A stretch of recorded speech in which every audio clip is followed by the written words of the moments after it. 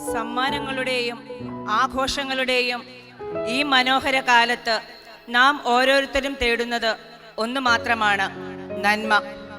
പുറത്ത് ഇരുൾ നിറയുമ്പോഴും ഉള്ളിൽ കെടാതെ സൂക്ഷിക്കേണ്ട ഒരു പ്രകാശമുണ്ട്. ആ വെളിച്ചമാണ് സമാധാനം. ആയിരം വർഷങ്ങൾക്ക് മുൻപ് ലോകത്തിൻ്റെ ഇരുളകറ്റാനായി കാലിത്തൊഴുത്തിൻ്റെ എളിമയിൽ ഉദയം ചെയ്ത ആ ദിവ്യ സമാധാനത്തിൻ്റെ സന്ദേശം ഇതാ നിങ്ങൾക്കായി ഞങ്ങൾ അവതരിപ്പിക്കുന്നു. സന്മനസ്സുള്ളവർക്ക് സമാധാനം.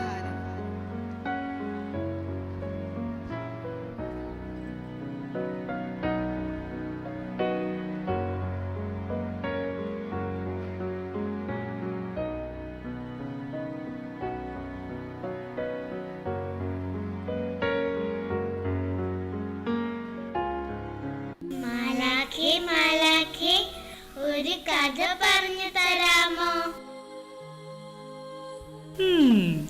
ഇന്നെന്റെ കുഞ്ഞിന് വ്യത്യസ്തമായ ഒരു കഥ പറഞ്ഞു തരാം. ഉണ്ണീശോയുടെ കഥ.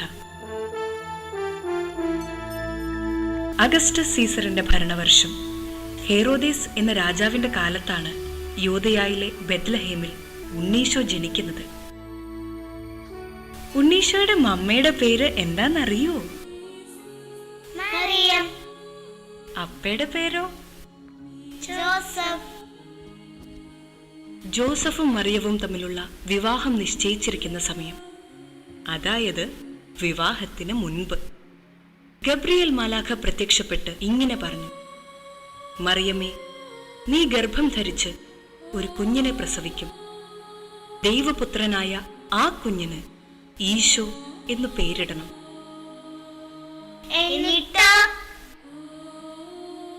എന്നും ദൈവത്തിന്റെ ഇഷ്ടം മാത്രം ആഗ്രഹിച്ച അമ്മ പറഞ്ഞു: ഇതാ കർത്താവിന്റെ ദാസി, നിന്റെ വചനം പോലെ എന്നിൽ നിറവേറട്ടെ.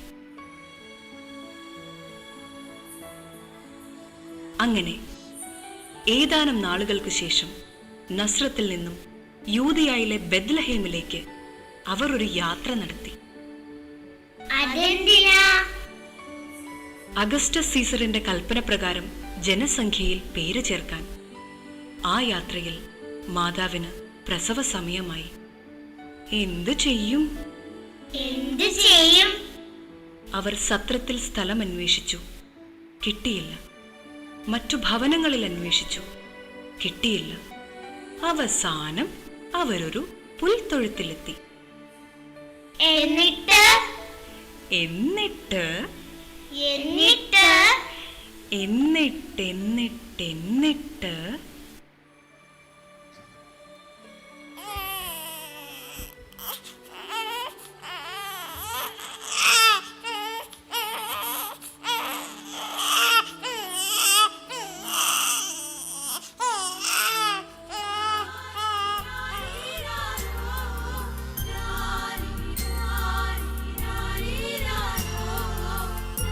മാതാവ് ഈശോയെ പിള്ളക്കച്ചയിൽ പൊതിഞ്ഞ് പുൽത്തൊട്ടിയിൽ കിടത്തി.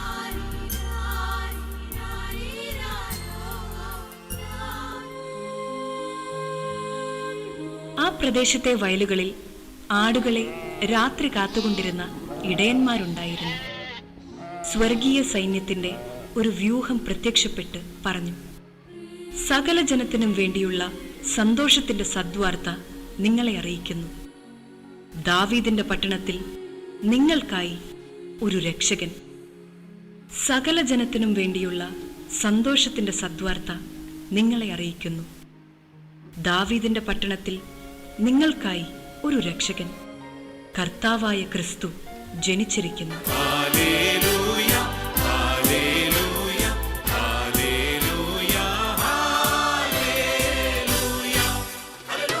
അവരാണ് ഉണ്ണീശോയെ ആദ്യം കണ്ടത്.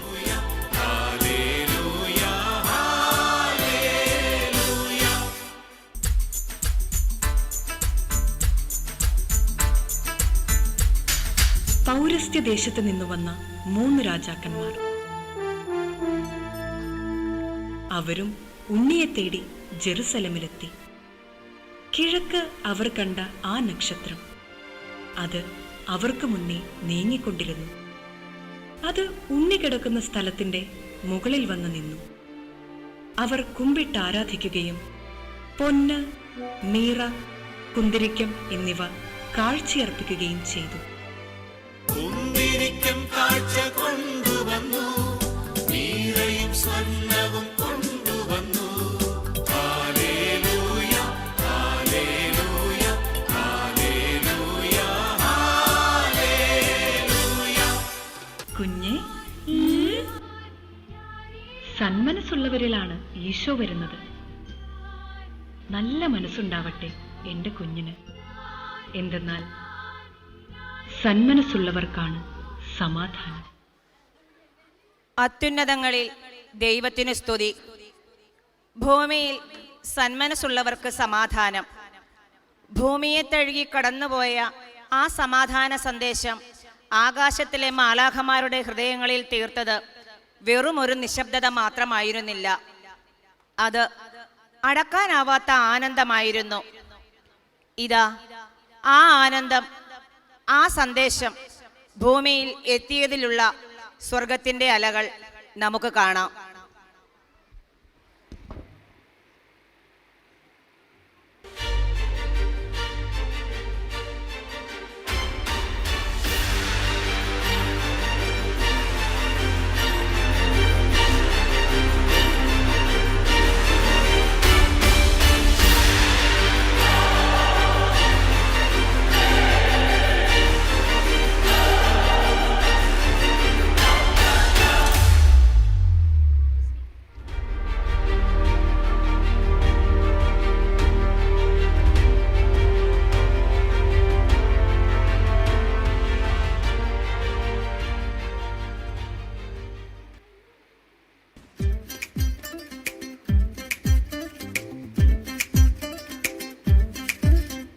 സ്വർഗത്തിൽ സന്തോഷം വന്നെത്തി മണ്ണിൽ, എല്ലാവർക്കും ആനന്ദം, മണ്ണിൽ എല്ലാവർക്കും ആനന്ദം.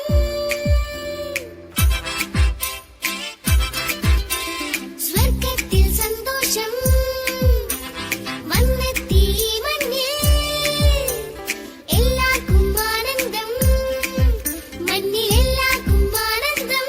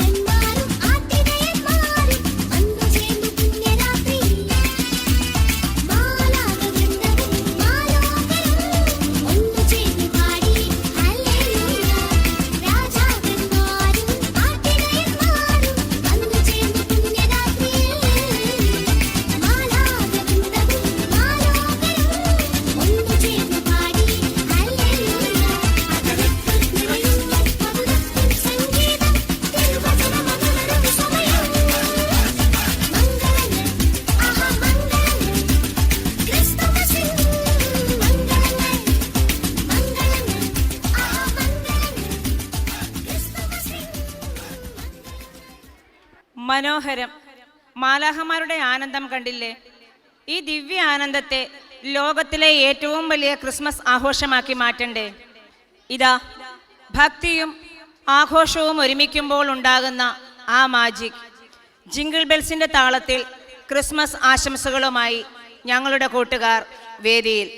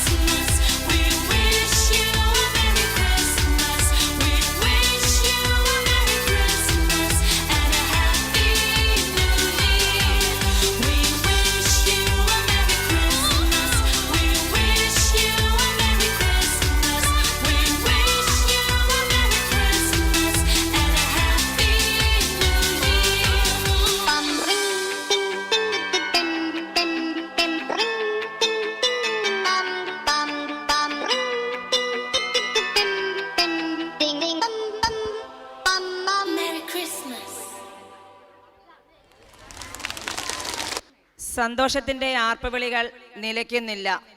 ആ ദിവ്യ സന്ദേശം ലോകമെമ്പാടും പ്രകാശിക്കുന്നു. ആദ്യം ആ സത്യം പ്രഘോഷിച്ച മാലാഹമാരിത നമ്മുടെ ഹൃദയങ്ങളിലെ ഇരുട്ടകറ്റാനായി വെളിച്ചത്തിൻ്റെ തൂവലുകളുമായി നമ്മെ സമീപിക്കുന്നു. ഈ വിളക്കുകൾ നമുക്ക് പരസ്പരം നന്മ ചെയ്യാനും സ്നേഹിക്കുവാനും ക്ഷമിക്കുവാനുമുള്ള പ്രചോദനമാകട്ടെ. ഏവർക്കും സമാധാനത്തിൻ്റെയും സന്തോഷത്തിൻ്റെയും ക്രിസ്മസ് ആശംസകൾ.